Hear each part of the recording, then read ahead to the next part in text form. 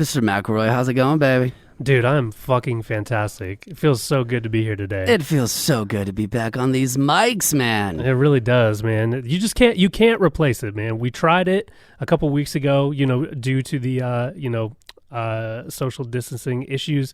But now that that's lifted just a little bit in our home state of Tennessee here, we're back in the room, keeping our 6 feet, but back to the way that this should be done, man. With cans on, mic in your face. Hot mic. That's right. Yeah. Dude, and honestly, I haven't seen you since March 7th. No, man, we have definitely kept up our end of the bargain with staying distant, and it fucking sucks, dude. We've talked on the phone a few times and texted, but this is weird, man. That's honestly, dude, that's probably the longest we've gone without seeing each other, and I can't even remember when. Totally. No, absolutely. I mean, it was weird when you don't have that bro time. I start getting the shakes, start foaming at the mouth a little bit. Me too, dude. But yeah, it's good. It's good to see your face. Yes, we are 6 feet apart, everybody. And we are recording today's episode in the Bombers and Sleeves warehouse, where we keep all of our fine product tightly wrapped, safely handled, and ready to ship to all you fine people. We wanted to do it down here, I think, because it's a little bit more of an open space, and we can keep that kind of safe distance. So it's nice, dude. It's a different vibe too, dude. We were talking off the mic. It's nice. It's got that nice kind of boys club to it, man. Totally boys club. Good to shake up the scenery. Good to be back around people that I give a fuck about. Well, outside my family, I like them, but they're not bad. Yeah, they're not bad. They're cool, but yeah. It's good to be back, dude. How are you, man? Like, how the fuck are you? Dude, I'm good. Just, I'm trying to keep it creative, working out, doing the thing, doing as well as I can, but it does feel really nice to finally see you and our special guest here, because it does get a little weird when you're kind of seeing the same people over and over again, even if you do love them, but it's nice to have the fresh faces, especially people that you love, that motivate and inspire you every day. So it's really nice to have this. It really is, man. The social isolation thing is no joke, dude. It's fucking no wonder why, isolation is a form of torture. Oh, totally. It's like you just start to feel like you did something wrong after a while, and even though it's not the case at all. So I feel like I've been let out of detention, and I'm ready to fuck shit up again. There he is. Yeah. He's ready to fly. He's got them wings, and they look beautiful. So before we get into our guests, y'all, we're going to update you on a little Bombers news. So, as most of you know, we unveiled our collaboration piece with the master of hand styles, Mr. Mark McLaughlin. Now, that was up in Cleveland at the Villain Arts Tattoo Convention back in February. Now, we have recently unleashed this beast out into the wild, and now that special collaboration piece is available online at bombersandsleeves.com. So yes, you can get it now, available for you at bombersandsleeves.com. Now, what's not available for you, and probably for the next day and a half, is any love from us on fucking Instagram. And we apologize about that, but right now we are being blocked for the umpteenth time. So those of you who have left us such great comments and have shown us love, we're sorry we haven't gotten back to you, but once the block is lifted, we will smother you with some hell yes and some hugs. So fuck you, Instagram. Yeah, seriously, man. The fucking rules for that shit change all the fucking time. It's impossible to keep up with it. So you find one strategy that works, and then all of a sudden, you're fucked on it. So we apologize if you haven't heard back from us. Send us a DM if you need anything, because that's still up, and we can still put the stories up too. So maybe we'll come up with some modern day smoke signals. You put it in the story. So Love that. Hey, we're fucked at the moment, but don't take it personally. It's their fault, not ours. But also, man, huge thanks to everyone who bought that special collaboration piece with Mark. A lot of work went into that, and it was our most successful online launch to date. And that has everything to do with you guys. So thank you so much for paying attention. Thank you so much for responding to the email marketing that went out, to the social media stuff that went out. Thanks for marking your calendar for it. And it was really cool to see, man, to have a day one successful launch of a piece that is really important to us and also helps out a buddy of ours, Mark. It was just super cool, man. That's what this is all about. And it was for both of us, for Steve and I, man, it was just a really good and much needed rejuvenation during this time. Because you guys let us know that you give a shit about what we're doing, and we needed that, man. It felt really good. So thank you guys. Absolutely. Thank you guys. No, that's awesome. It was actually really cool. That was such an exciting day having that first release and just, coming down and you guys giving us that love and just constantly we're shipping stuff out, and it gave us that little recharge because as as a clothing company, we do make our living off trade shows and conventions, and since everything has been blocked, this was just a nice boost, and thank you guys so much again, and thanks for letting us know you care.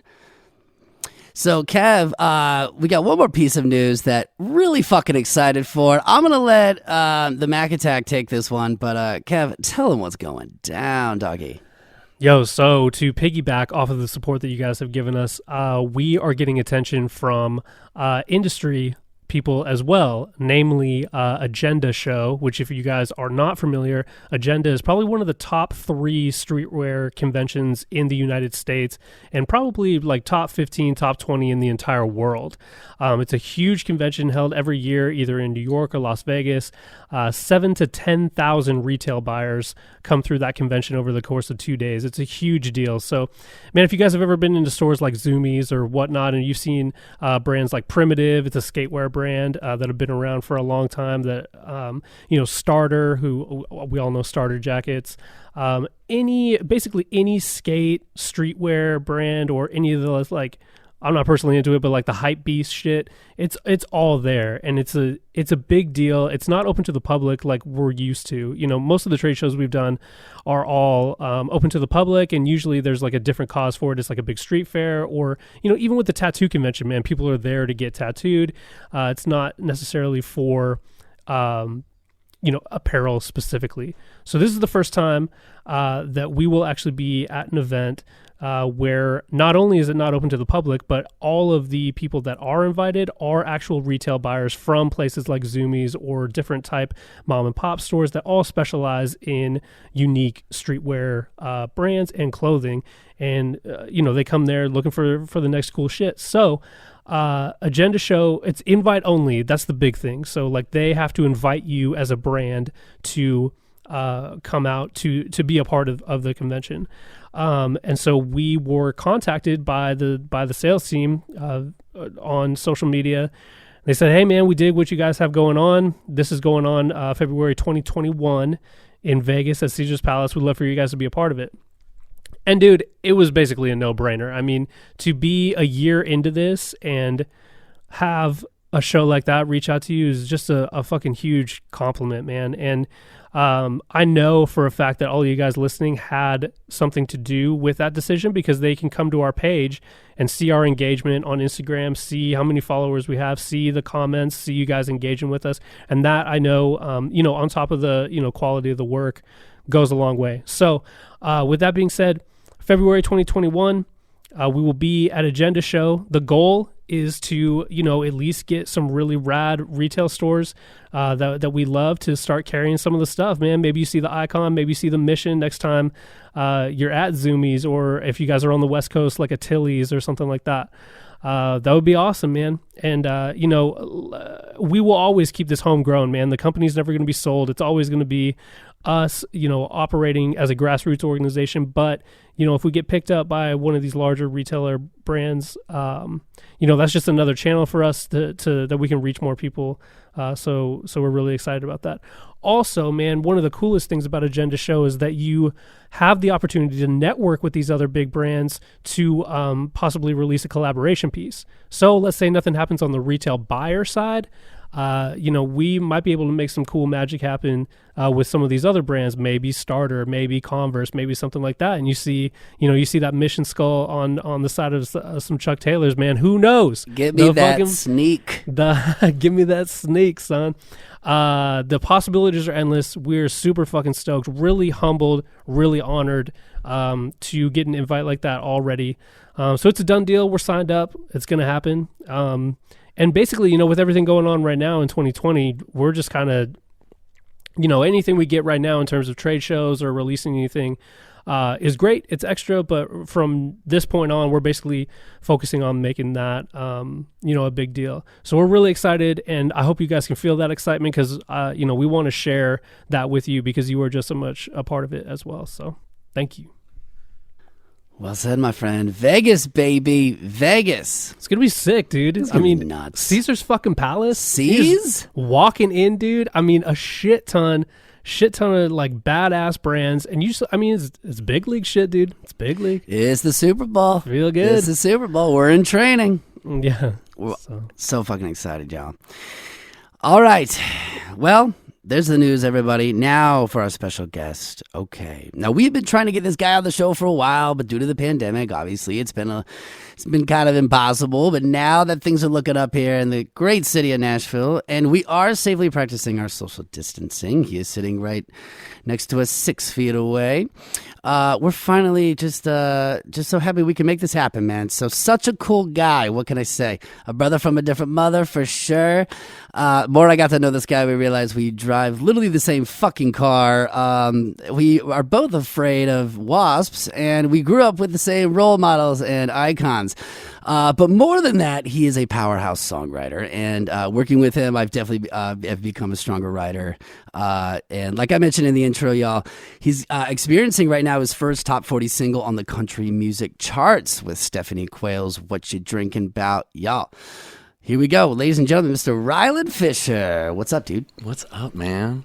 Welcome, brother. It's great to have you here, man. Thanks so much for having me. I know we've been trying to do this for a minute. I'm glad we finally got here. Yeah, man. We got you here, and dude, there's so much to go over. And this is going to be a great show. And I want to start by taking this back a little bit, but your journey is fascinating, and it's unlike any of our other previous guests. I introduced you as a songwriter, but in the beginnings, you weren't seeking music as a profession. You were actually training to become a professional wrestler under the name Ryland Fox. So I want to start right there because I love wrestling and I want to hear about this journey. And then we're going to get into you moving to Nashville, getting that pub deal and getting that song on the Billboard charts. But Ryland Fox, who the hell was that guy? I can't believe you're making me talk about this, man. This is honestly something that, I've kind of hidden from my Nashville community of friends for the most part. Like some of my closest friends don't even know. Really? Yeah. Is it because it's like straight up like Mexican style, like Mex, like Luchador? masks? No lucha. Luchador, yeah. Man, okay, so if I can give a little bit of context here. Yeah. So I was pursuing music, but I was also primarily a filmmaker, right? So I went to LA because I was so convinced that LA was going to be the place where I did everything and there was going to be a community, all these things that we know and love about Nashville, I thought was over there. And at least for me, I was mistaken, So I kind of came back home. I'm from Chicago originally, so I come back from LA with my tail between my legs, just like, what do I do now? Because all my eggs were in that basket, right? So I come back and I just start applying for stuff as a filmmaker. So along my Googling, I find that there's this regional professional wrestling kind of sector going on, especially in the Midwest, and it's kind of regionally everywhere. And I start just sending my resume out, and I'm like thinking like I could do these guys commercials, or I could, have a crew film their show, and I could make some money that way instead of having this traditional thing, like a 9 to 5. So, 2 companies came back to me, and they wanted to meet kind of immediately. And I think in my email signature or something like that, I had a picture of myself, and I was younger at the time, so because I was a musician, my headshot that I was using looked very rock and roll-ish, because that was my background at the time. I'm not sure. Maybe they Googled something. One way or the other, one of these companies in particular was like, they come back and they're like, yeah, we want you to do the video stuff, but also, do you have any interest as a performer? And I'm like, Wow.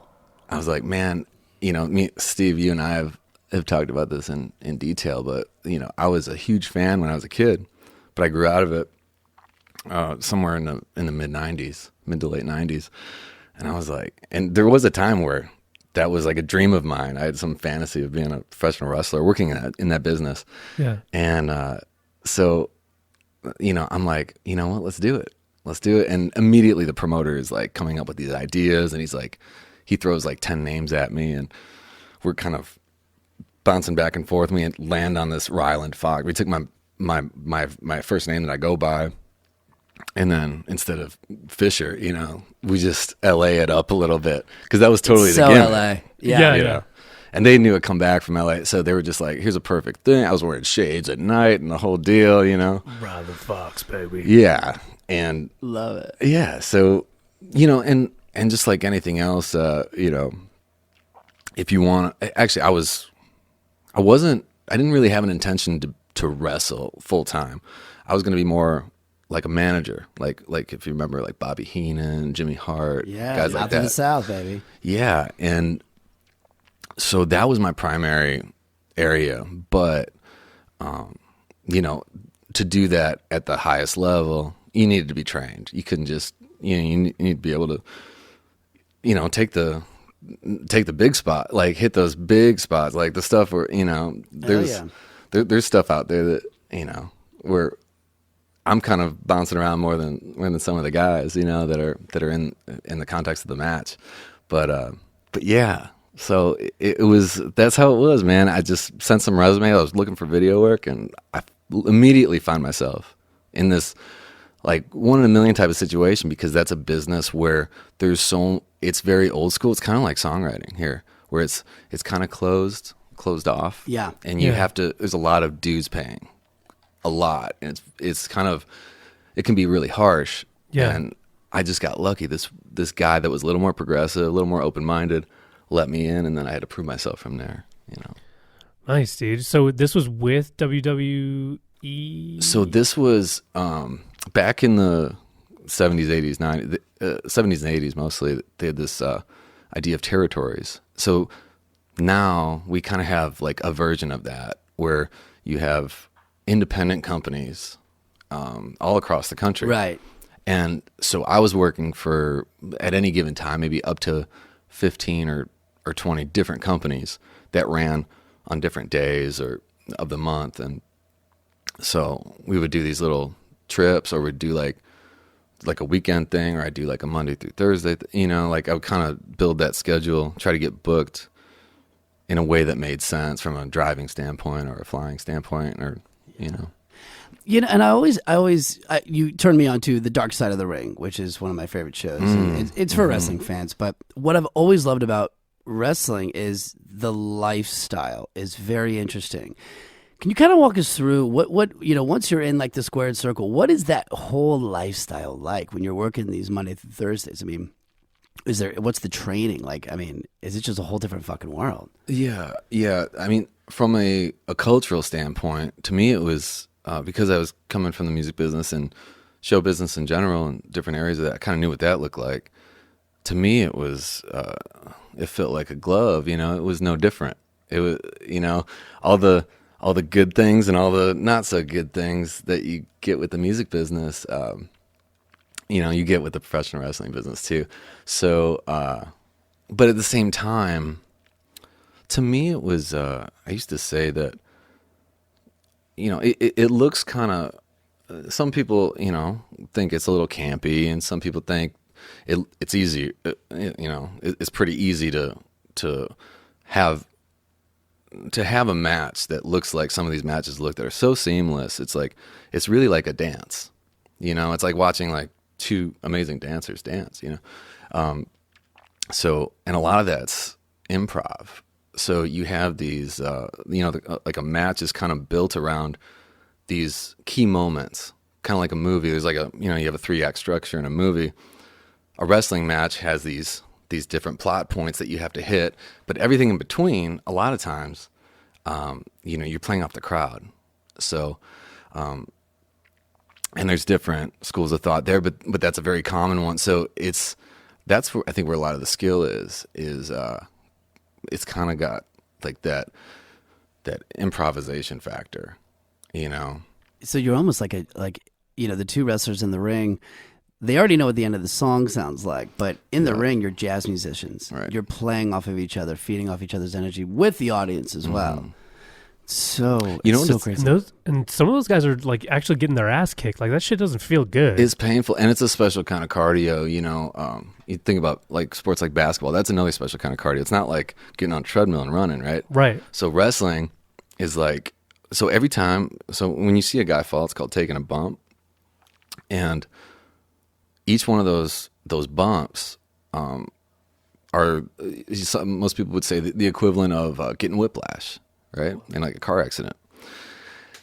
So if they're doing that 45 times, and you know, in the context of a 15-minute match, something along those lines, it's like, you know, that's a kind of cardio that you can't really replicate other than just having those matches like day after day, you know? That's great. Yeah. I got to ask a question. And chair shots, Yeah. they're real, aren't they? Yeah. There's ways to take the bump, Yeah. And but it's a real hit. I think over time, you know, like a lot of sports, you know, people become more sensible, right? Right. And so now it's like, yeah, they're absolutely real, but there's safe places. There's safe places to place the chair, you know, and there's safe ways to protect yourself. Yeah. And hopefully, both, you know, the guy throwing the thing has the same mindset as the guy taking it, and you know. That's a lot of trust, dude. Yeah. It's so much trust. Well, and that business is based completely on trust. It's a special kind of fraternity. It's very fraternal. Wow. Very, very much so. Yeah. Were you in the best shape of your life while you were doing this? I mean, what was your regime like? I was in pretty good shape for a while. I was also a lot younger then. And so this is back in 2009. And I wrapped that part of my life up in 2014, I think. And I was in pretty good shape at the beginning, but there's a lifestyle. Again, there's, you know, quite a bit of partying and Yep. Steroids. well, there's that, and Yeah. I didn't really partake in that stuff, but yeah, that's a big part of it too. That's Yeah. how a lot of guys can, you know, help, you know, with the injuries, you know, Totally. because there's no insurance, and if you want to get paid, you gotta work, you know. So it's kind of a crazy thing, but I was not in the best shape of my life, and it's kind of why when I got to my 5th year, I was ready to be done. It was a very emotional thing because it's like that time of my life, you know, people, you know, say what they want about it, but for me personally, like the people that I met during that time had such a huge impact on my life as far as what happened after that, you know, and still do to this day. Like some of those guys, they did go on to, you know, organizations like WWE, and some of those guys are still working that circuit, and you know, it's you know, a lot of guys with a lot of really high standards for themselves. And when I came back from LA, I wasn't in the best place, and they reminded me of where the bar is, you know, and if you want to be successful in a creative environment. And so, you know, I think that's a good example of, you know, you always hear it's almost become a cliche, but I think it's such an important one. You gotta, I think picking your friends is kind of like an art form. You have to pick the right people and know how to kind of distance yourself from the wrong people. And it was really great during that time to have such amazing people around me. Nice, dude. That's awesome, man. So did you never step in the ring then? You were always other people's manager, or you did step in the ring? Yeah, I had a bunch of matches, but yeah, again, it wasn't my primary thing. Sometimes I'd be managing like 4 matches a night. So I'm trying to remember all this stuff. You're throwing back a few drinks at the same time. So trying to keep it together. So for me, it was like it was a physical game, but it was also a pretty big mental game. And I would always get worked up. It was so stressful for me. It was because I wanted it to be perfect. I wanted it to be. It's so. I think the hardest thing about it, and I feel like we all did a good job in this area, but making it look fluid. Mm-hmm. Like with none of those stutter steps, you know, or you can tell for half a second that it's fake. You know what I mean? That it's predetermined, like that fluidity. I always wanted to, you know, make sure I was there at the right place at the right time, and I think just about every time I was. Wow, that's amazing, dude. I was never a big fan just because I didn't get it, but now like hearing about it and like even just off the mic, like hearing Steve talk about it too, I like have a whole new respect for it because I never thought of it in terms of like it's a dance, man. Like you don't think about how much effort it takes for you to even sit back and be like, oh, that looks like bullshit. Like that took a lot of work to make you think that. Yeah, so. Exactly. Yeah, exactly. Let me ask you this, you know, when, you know, cause it is a dance and when you're or if you're managing somebody, you see, you know, someone in the ring and there is that kind of flub where it doesn't look so fluid. When you're a musician and you're playing in a band, Kevin and I have had this where like, you know, all of a sudden someone doesn't hit the right note or something. And then the whole band's like, fuck. But the audience really never catches it, I don't think. Right. Is it the same thing in wrestling? Like, So, do you think that they catch it all the time? As long as you don't do that, right? Yeah. As long as nobody is like, fuck, you know, like written all over their face and stuff And let like it that. ruin the rest of your performance. Yeah. Yeah. But what's nice in that, from that standpoint, is if you have somebody like me around, trust me, I'll figure out a way to, you know, do the squirrel thing, you know. I'll make them react and forget that any of that ever happened, you know. And somehow make it look justifiable. Like that was supposed to happen somehow, you know. Yeah. Yeah.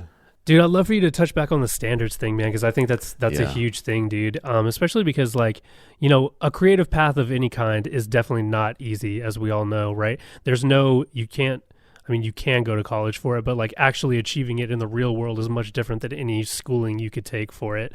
And so those standards do have to be higher, man. It's not like there's this well-worn path laid out for you if you want to be like there is if you want to be like a doctor or a lawyer or something like that. You do have to be your own critic, be your own boss, constantly raise that bar. And dude, just fight that nagging self-doubt that really never goes away, man. And so I think there's a lot there in what you were saying about the standards. And if I had to guess, I would say it touches along kind of what I was just saying right there. Is that? Yeah, it's you know, kind of one of my main things is I try to be in the smartest room that I can be in. And if I have my choice, I'd like to be the dumbest person in that room. And because what's going to happen is they're going to bring me up, you know, and that's proven itself over and over and over again in my life. And it's for other people that, you know, I have everybody else to thank for anything that I have. And those guys were a big part of that. Yeah. Nice. Yeah. Did I answer that? Yeah, absolutely, man. I have a follow-up question to that though too, because I agree with that as well. But what if you're starting out and you're kind of getting big leagued by these other people, right? Like you can't get in the room with other people that are at that level that you're trying to get at. What's like and there may not be a straightforward answer there, but like, what do you do in that situation, man? Do you consult books and until you do find a way to get into an actual room with physical people that can bring you up, or like what's your kind of take on that? Yeah, I mean, to me it's a mindset thing. It's like, okay, I think a lot of people would relate to what you're talking about here in Nashville, right? From a songwriting standpoint, you know, a lot of people are trying to write up, you know, but I think standards, that's a mindset thing. And I think, we have all the resourcefulness that we need in us. And if we choose to open our eyes to all that resourcefulness, all the stuff around that we have access to, I think when you come up with your own community, you know, like in my case, it's like I just tried to surround myself. These guys didn't have WWE contracts at the time. We were all in the same role, but you know, I tried to, again, attach myself to people who had extremely high standards. And I still do this today. You know, all the people in my life, from a songwriting standpoint, Steve included, you know, I try to think about that and manage that on a regular basis. It's like because then you're able to learn from each other. Y'all going to have different skill sets, you know, but I think it's a mindset thing, and it's something you always have to have in the forefront. I wouldn't even say in the back of your mind, but in the front of it, you know, in every way, just what can we do to be better than we were yesterday? Yeah. You know? Yeah, absolutely, man. And would you guys kind of sit around like analyzing it the same way like a professional sports team would? Like, hey, I could have done this move better. You could have been more fluid there. Like, absolutely. It's like, we go over the match about 3 times in great detail, and it's pretty intense. Mm-hmm. And then, so you're locking all that stuff in your brain, and then you have that match, and right before you go through that curtain, everybody's supporting each other. It's a very positive thing. You go do the thing. You do it the best you can, no matter what the crowd's going to do. Sometimes you're in a slot where the crowd's really tired or they're bored, depending on what just happened. Maybe something awesome happened and they're just exhausted. Yeah. Or it's been like 3 awful matches back to back and they're just tired, Yeah. But either way, you do the best with what you got. But yeah, when you come back, everybody is like, oh, we could have done this, or that was amazing. It's that analytical thing comes out, and everybody, you see how much everybody cares about what it is that they're doing. Yeah. For sure, man. Yeah. So like if someone's down and someone's having a bad day, like to adjust their mindset, maybe pull them out of like a doubting state or like possibly like a depressive state. Yeah. What type of language are you hearing at that time going around, man? How are people building people up like emotionally or like complimenting each other? Like, is that, or even like giving them some tough love, man, like giving them the truth that like no one else wants to hear? I'd love to hear how that was. Again, it's kind of fraternal, so you don't get a lot of that, really. Sure, yeah. It's a boys club. It's a boys club, and there's there's quite a bit of shit talking too, and for sure, there's that can there's be clicks. constructive though too. That's yeah. And there's clicks too, and I think it is construct. I think like I was a part of a clique, and there was this other clique. And I remember there's a competitive thing that happens there. Like, you like those guys, but you got your thing. You guys are trying to stay on top, or if they're on top, you're trying to take what they got. Take their spot, and because you sell more T-shirts that way. You sell more merchandise. You get higher paydays that way. Whoever's at the in that prime spot. And competition is good, Yeah. It makes you hungry, especially when you're looking, like you said, you're looking over there. There's these cliques, and they might be selling more T-shirts than them. Like, that's got to make you be like, no, motherfucker, I could do that too. Right. Like that should, right? It kind of lights a fire a little bit. Mm-hmm. Yeah. Mm-hmm. Mm-hmm. Absolutely. Yeah, competition is essential, man. Whether it be with yourself or with other people, dude, that just breeds like. Yeah. That's why it's crazy, man. Like.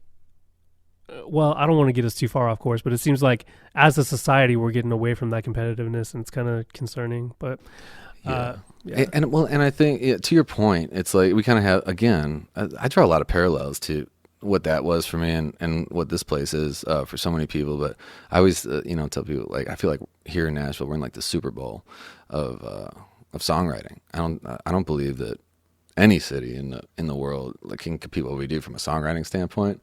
So again, we're surrounded by extremely talented people, and that's only going to make us better. If I was sitting home in Chicago right now, trust me, it's my ability to increase my potential and surpass my potential and get to those new heights.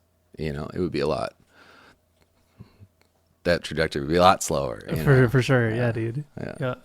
That's awesome. Well, let's get into that, man. So let's get out of wrestling. So when we had enough of that, and we wanted to change that in 2014, and we wanted to go to Music City, Nashville. What was Nashville? Why here? Yeah, I really had no idea, man. I did have one buddy here, a good friend of mine, Danny Phalo. He was living here for a few years at that point. I was in the middle of a road trip. So I've been obsessed with the Southeast for a long time. Nashville was really just a pit stop. And so I built this road trip, this like 12-day road trip. I was going to use like all my vacation time to travel like the perimeter of the Southeast. And my last stop before heading back to Chicago was Nashville. And the only reason I put it on there was because my mom was like, I was starting to move back. I've always gone in and out of music up until that point. I was kind of in and out. And at this point, I was coming back in, and I was starting to write more again, and I was starting to not be as much into doing the cover thing, which I was doing at the time. And anyway, we get back to Nashville. I get to towards the end of this trip, I make it to Nashville, stay at that Comfort Inn down on Demumbrian. Shut the fuck up. Yeah. Dude, that was our first place. That was our first place. It's so many And my people's first place, first too. spot. It is. Yeah, it's too easy. Yeah. Well, A, it was affordable. And B, I don't know about any not more, when though. Not when I showed up. It was still really? That Oh yeah, by Bates Motel was 2014, 15, yeah. it's like $300 a night for a Bates Motel, Oh, yeah. Yeah, that's what it kind of... I think people caught on. And you're right there on Demumbrian, across from all... Tin Roof is still a legendary place to play. Everyone knows it. When you come to Nashville, it's one of those places to play. And Yeah. that's crazy. Yeah. Wow. Yeah. And my buddy Danny was actually playing across the street, right next to Tin Roof at Doghouse. Yep. And he plays in the Spasmatics. He plays bass for the Nerd Band. Yeah. Oh, nice, dude. Yeah. They're great. They're unbelievable. Anyway, he comes out during his break, and we're just catching up for like 20 minutes. And somewhere in that 20 minutes, we were obviously talking. I was like, so what's up with this Nashville thing? I don't know anything about it. Tell me about it. And he, at some point in the conversation, he drops something about the NSAI. And all I remembered from the conversation, a very fast conversation, he said NSAI at some point. We were talking about songwriting. We were talking about, some like getting involved in the scene. And all I remember is after that conversation, I ran back to that hotel. I was with a girlfriend of mine at the time. I was like, we gotta go back to the hotel. I gotta see what this thing's about. So I go back to the hotel, and I look up the NSAI, and I'm like, oh, this sounds great. It's a way to stay, because I was still living in Chicago at the time. It's a way to stay connected. And man, I signed up for that, and then kind of went down that road. I just immersed as much as And for everyone listening too, because you're probably the third guest we've had that has mentioned NSAI, and for those of you who don't know it, it's Nashville Songwriting Association International, which is great for any new songwriter, up and coming songwriters, even people who are still really heavy into the game. It's a great organization, and it's not only just here in Nashville. It's I think it's worldwide, isn't it? Right. Yeah. Yeah, and they do a lot, for the sake of songwriters. They spend a lot of time in DC, fighting to raise those rates and stuff, especially as we get more into streaming and everything. They're, Yeah, who's amazing the guy people. that's not Bert, but who's the Bart Herbison? Yeah, he's been such an advocate, man. Mm-hmm. That guy is just a freedom fighter. Yeah, Working hard for the songwriters. For absolutely. Sure. And Lee Thomas Miller. Thomas Miller. Yep. Oh my God, he's spent so much time. He's a songwriter. He's good. Here's Bomb Your Boundaries for you. Kevin and I were sitting outside of the JW Hotel. I don't know what we were doing that one night, but I go over there is Lee Thomas Miller and Bob DiPiero. Mm-hmm. When you're in Nashville and you're a songwriter, those are legends. Those are gods. And Kevin's like, well, go over and talk to him. I was like, nah, man, I got nothing to say. He's like, do it, bro. You'll never get another chance like this. So I went up to him. I went up to Lee Thomas Miller and Bob DiPiero, and they were both fighting when streaming was a big thing, and I just thanked him. And I saw Lee Thomas Miller at a CMA after party, and he remembered when I did that. He was really cool to me and my wife. And it's a relationship based town. We've talked about that before. Sometimes bombing those boundaries, going up to people, even if you're uncomfortable, it means the world, and it can make lasting relationships. Yeah. I didn't know the other half of that you saw him again. Yeah. And you remember that. Dude, that's sick. Yeah, that's dude. fucking rad, man. Yeah, he's such a cool dude. And he just got off of doing that. I don't know if Sarah Silverman had a show and she came down to Nashville. Dude, that was so funny. Yeah. Oh my God. Well, you know what he He's said. hilarious. Which I'll just say what he said, but I was like, oh, I love that. I thought that was hilarious. He goes, yeah, I didn't really like it. I didn't really like her. He didn't think she was funny at all. Wow. And I mean, I think she wrote a song about like boners or something. He was like, nah, I don't really care for her humor. There was like a pubic hair song. Yeah, it was like a pubic hair or something. Hilarious. Yeah. I thought it was funny. Yeah. Well, and it looks That's like her humor, though, dude. That's her wheelhouse, man. Like, Right, you can't right. expect her to get all Totally. like deep on you. And Lee would have fooled me. I thought, because he was like, his responses were all like super dry. Like, I thought he was in on it. Yeah. I don't think he was. I think he was being really honest. That's funny. I think he was, and that's what actually made it funnier. Yeah, You know what I mean? it was hilarious. I was dying. But the cool thing, I remember she did do that song at the Bluebird, and they did write one song that was It was serious. legitimate. Right? And it was like, dude, you just wrote with Lee Thomas Miller, like, Right. you're Sarah Silverman, and it actually sounded fucking good. Yeah. I was like, oh, damn. Yeah. It was emotional. Yeah. But yeah, so that's just news to everybody, if you have icons or role models, anybody that inspires you, if you have an opportunity to go up to them and just thank them, just for being who they are, it goes a long way. Right. It really does. Especially when you get to live here. It's like, man, there's a element of osmosis going on there, like. Totally. I want to ask you this too, because I just got a Facebook message from my old coach, my old football coach. I played football for 1 year, guys. It was in 8th grade. I weighed 110 pounds. Okay. Everyone else in 8th grade weighed 140 pounds. Right.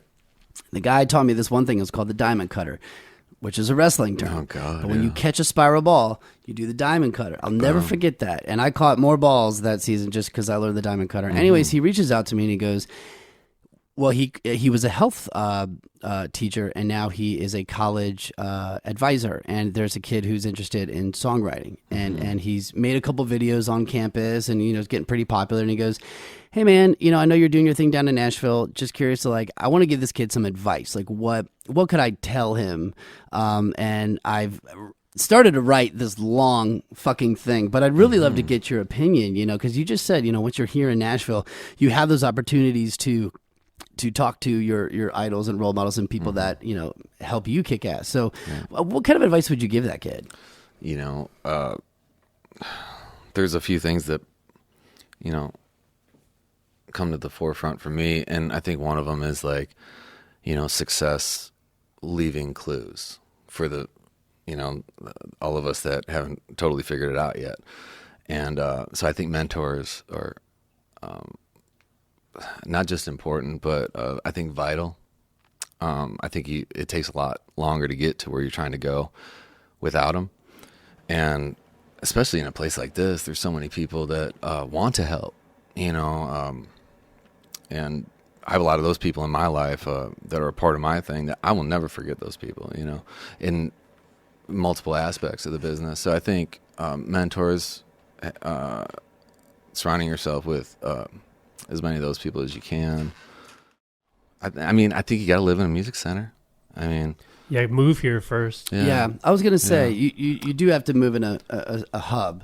But I will say that there was a lot that I was able to get done without living here. So Nice. that was a really cool way to make sure that I wanted to be here. I came here about 25 times before I moved here, and I drove every time. So it was, I made it hurt, right? Yeah. Like it was 8 hours each way. And, financially it cost a bunch of money to do it every month like I was doing. And I just hated leaving, And so it was a good way to find out, whether I needed to be here or not. But you can, in this age that we live in, I used to come down here, and whoever I was able to get a write with, if it went well, it usually did. I was able to write with a lot of those people via Skype, So we live in an age where you can kind of not take your time with it, but do it the right way. Yeah, No, So that's feels awesome. for it. Kind of. Yeah, so maybe suggest to him to join NSAI and then make a couple trips down here, man. Hang out, show him, introduce him to a few people, see if he can get some Skype sessions, see what's up, and then let him evaluate if he thinks he's ready to make the move or not, or if he's got some work to do, and see what's up, man. My publishers actually own an organization as well that I would, I would say it is one of the most. Yeah, tell everybody about this, man. Oh my God, it's it's similar to NSAI in some respects, but I think it takes it a few steps further. It's called Songtown, and it's basically like social networking for songwriters. So it's like this online community, people from all over the world, songwriters from all over the world with different goals. Yeah. Some of them, they want a pub deal, but some of them, just want to do their own thing at the house. So, not even playing gigs. So you have everything in between too. Wow. And when you're talking worldwide, every skill level, every genre that you could think of.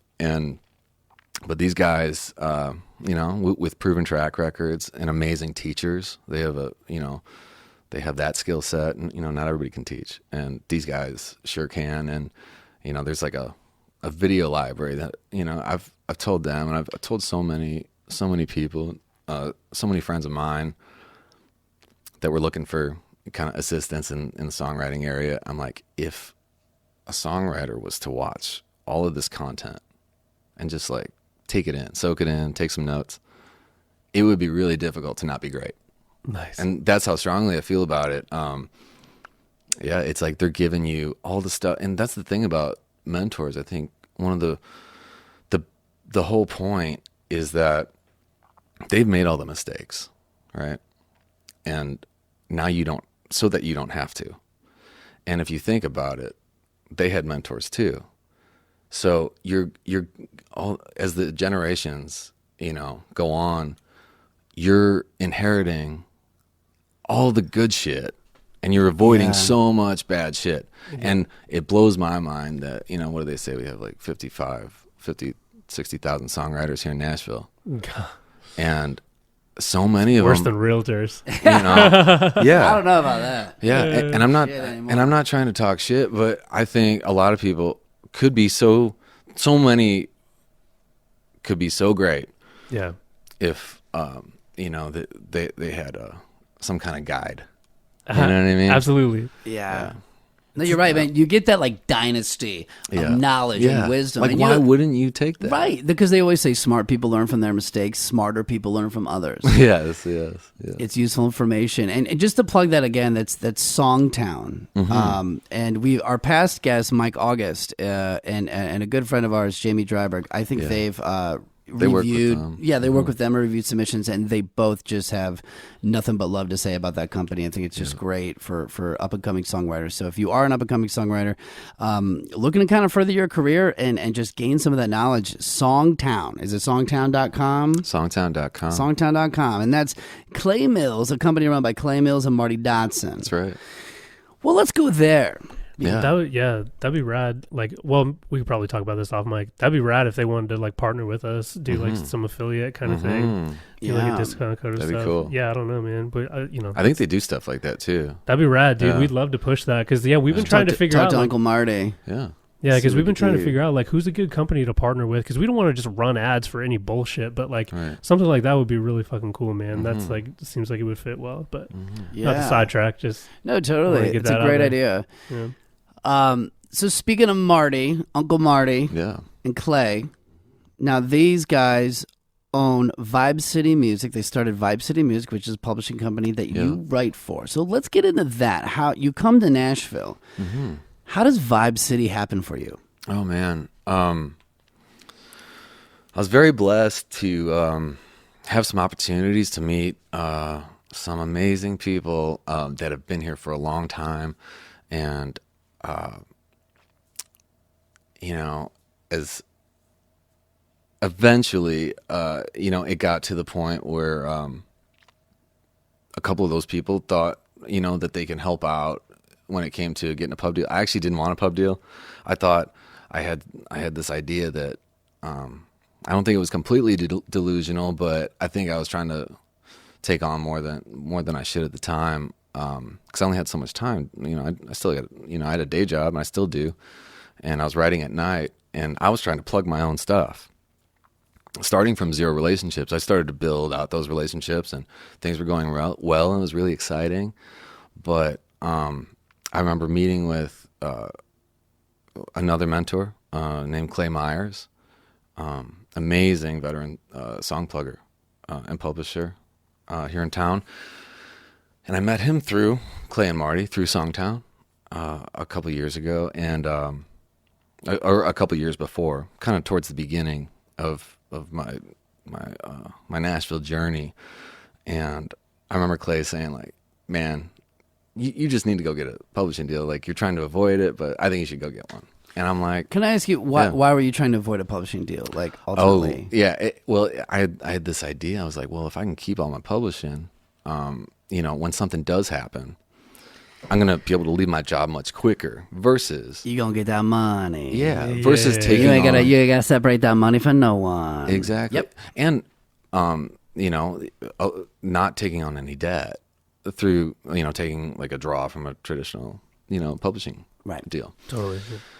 And he's like, I was kind of expressing that, and he's like, well, there's other ways to do that, to deal with it. You don't have to take it. You can keep your day job, but what if we try to help you get a publishing deal, and you can always do a co-pub thing, and that would, I remember him saying, just that is like a no-brainer to so many, because the liability is so low. Before you continue, can you just kind of explain to our listeners what a co-pub is? Let's do it this way. Literally take 25% of your share of the song and give it away. Okay, so I don't own it anymore. Right. Okay. All right, so Clay is, let's get back on track here. So Clay is like, well, what about a co-pub? So now we just explained what a co-pub was. What are your thoughts on that? Yeah, he kind of threw it out. I remember he mentioned it, and I remember, sure, I would love a sip. So we're doing a little sip of, this is brought to you by 1792 small batch Kentucky bourbon. Dude, it is straight up, it is crisp and a hit, man. Mm-hmm. I really enjoy this. Thank you, Uncle Rai, for bringing this to the table, man. We really appreciate it. I love it. Yeah, so Clay had mentioned it, and I also, in the back of my mind, there's an amazing writer, an artist here in Nashville named Lance Carpenter, and I remember when I went to this NSAI seminar in the very beginning, like the first one I went to, he kind of mentioned, like, he's like, I kept my day job, and when I got a pub deal, I took a co-pub deal, and financially, it really worked out in his favor. And that always stuck with me, because I didn't really have any intention to get rid of my day job, and it's something I enjoy. So I was like, okay, the wheels were turning. Now I was kind of convinced. I was like kind of looking in this other direction that I wasn't looking before, and something kind of happens when you open your eyes to an area that you were kind of closed off to. Right. It's kind of cool because all these doors start magically opening, and you're like, why was it so hard before? And it's like, well, I was closed off to all that, So as soon as I opened my eyes to that stuff, that option in general, Clay did a lot to, he set up a ton of meetings for me. And so did Marty. Marty and Clay did a lot of that too. And Clay Mills. Yeah. So Marty and Clay, and then Clay. So you had some champions that kind of had you back. Yes. And also people like, I remember Carol Ann Mobley, she did a lot to advocate for me as well. And another person that done so much, Steve Block. There's so many people that were so giving during that time. But anyway, so start taking all these meetings, and eventually, we ended up doing something we definitely didn't think was going to happen, and that was Marty Dodson and Clay Mills starting a company from scratch. And that company is Vibe City. Vibe City, bitch. Which Kevin and I love. City, bitch. Kevin and I love that because of the 6-1 vibe. And so they start this company, and are you the first sign? Like, are they just like, yeah? How does that go about? So, all this, meanwhile, a buddy of mine, Joey Ebach, we were taking a lot of these meetings together, and because we were writing a lot of songs together at the time, and I remember having a conversation with Marty after I had the conversation with Clay Myers that turned that corner for me, I met with Marty like a week later, and I kind of told him what happened, and he started kind of providing the same kind of assistance. And I remember him saying in the middle of the conversation, he's like, "Man, I wish we were kind of, set up. Me and Clay were kind of set up to do that kind of thing, because we'd like to, based on what you're looking for, what you and Joey are looking for, we'd love to just, set up a company." And then we kind of moved on with the conversation, and Marty set me up at his, with a meeting at the company that he writes for.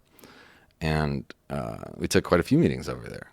That's SNG? Yeah. Mm-hmm. Yeah, quite a few, and amazing people over there as well. And I remember, me and Joe were kind of like pining over each one of these companies and kind of talking about, everybody was so gracious to have us, but there were things that maybe they didn't understand that where we were coming from in some aspects, and then there was some great parts about those conversations as well, but nothing was really like checking all the boxes. And I remember Marty and Clay sent an email like towards the end of these meetings, and he was kind of like, the thing we were talking about, like, what if we set up this company, and what if we outsourced our song plugging to the song pluggers that you're already working with? They already know your catalog. They're already kind of sold. That's how I'm looking at it. They're already kind of sold on what it is that Joey and I were doing at the time. And it would have been so seamless. And Marty totally understood that I didn't want to give up my day job, and that I was going to write at night predominantly at the time. And where a lot of other publishers, they couldn't wrap their head around that. They're like, "What do you mean? How am I supposed to get you with so-and-so at 11 a.m.? I'm like, well, honestly, if that's what this is about, you're not really interested in what I'm doing, And right, because in Nashville, writing starts at 11. Right. Always. Right. It's never at night. Right. But they kind of went past that with you. Yeah. Yeah. Joey and I, at least at the time, like, we thought there was a vibe at night. Like, it was a lot of fun to write at night. You get a different kind of thing that you might get at 11 a.m. And maybe I was just telling myself that, because I couldn't write at 11 a.m. Well, let's do a timeout real quick. And I want to ask Mr. McElroy here, a very creative guy, great writer. Nighttime, though. I think you've written a lot of your stuff at night. Do you feel like the night breeds some good creativity whispers? Yeah, man, it's kind of twofold. So I'll get most of my like larger frame ideas in the morning, like on a walk or like just like sipping some coffee. But to really put it together, it really comes together for me at night. Like I'll use that morning time to kind of like get the structural stuff, the foundation, the scaffolding, if you will. But then I'll have the rest of the day to kind of mull it over, and then I can just shoot it out really easily at night. Mm-hmm. So, and I ask you that because I read you at night. Like every time I read something from you, it's the stars are out, and the moon is out. Like I get that kind of just nighttime feel, and I've heard that. There's a lot of people that just can't even pick up the guitar. Like if they're gonna fiddle and like work at things, it's always at night. So there is something to that. I definitely agree. Yeah, I think there is too. Even then, I learned something from, an important aspect of writing. This kind of overarching thing from Jeffrey Steele. Just this idea of thinking like a writer, where you're just a writer 24/7. It's a lifestyle. It's not a skill set. It's not something you do. It's not a job. It's a lifestyle. It's 24/7. And so even though I'll take a co-write kind of towards the evening time, in many cases, most of my ideas are coming in the morning actually, or just somewhere throughout the day, lunchtime or whatever. Totally. Yeah. And are you kind of just like jotting those down as you go? Oh yeah. I have this like, I use OneNote. Microsoft OneNote, especially on the phone, it's really great. It's like where you can have, especially with, we're kind of hook based here in Nashville. Yeah, that's at least the way I like to write. And so you can have just a list of thousands of titles, and I always kind of have the good ones like towards the bottom, but you can drill in to each of those titles and like to look at your concept or write your lyric inside of it. So yeah. I had a question that's coming to me. I don't want to trump you over though. If you, okay. So we were saying off the mic that like you're into Tony Robbins. I'm huge in it too, man. I've read Awaken the Giant Within multiple times, but the first time I read it was back like 2008, 2009, right at the end of coming out of college. But one of the biggest things in that book is like people are motivated by like either pain or pleasure. Yeah. And I think that can apply to creators as well, man. So I just wanted to ask you, as you were talking about that, this question popped in my head. I was like, do you create or write from pain or pleasure? Oh man, I'm a pain creator 1,000%. So if that helps spark any ideas. That's really interesting. I never thought, because I know what you're talking about. Like I've seen Tony multiple times, and that's always like kind of a centerpiece of the seminars and as well as the books. And I mean, I write even if I'm sad. I'm writing out of pleasure, I write a lot of sad songs, but they're getting me through. Hold on. Well done. I love that. Yeah, I think I know what you're getting at, and it's like there's a lot of ways, there's a lot of windows, Yes, yeah. So maybe just to further add on to that. So Tony's definition of it is people are usually motivated to avoid pain and like do things that are pleasurable to them. So his whole motivation thing is like turn things that are mundane and painful into something that you can link pleasure to, and therefore you'll be more productive. But I think from a creative standpoint, you can be a pleasure creator and write like happy fiction kind of stuff if you're like a novel writer, or some of the happier country songs that are out there, or if you're motivated by pain to create, then you're going to have a different type of art. If you're inspired by pleasure to create, then you're going to have a different type of art. Both of them are great, but they're different sides of the thing. So. Absolutely. And I'm just trying to when I'm in there, like Steve, you and I remember one time I was bawling my eyes out, the first song we actually wrote together. And so I'm just always trying to move myself and my co-writers, and we're all trying to do that I think to each other, if we're there for the right reasons. And so even if it's like, if it becomes sad, I think for me, it's always out of pleasure. But I know what you're talking about with the Tony thing. It's like, and Tony even, I think a great point that Tony makes is pain.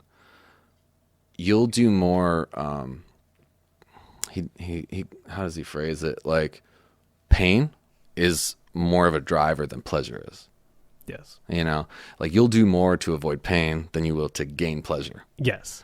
So if we look at it so that's what I mean. There's so many like angles to look at this thing. 100%. If you look at it you look at it from that standpoint, and we recognize that pain is the bigger driver, there must be something inside of all of us that is so painful to not write songs.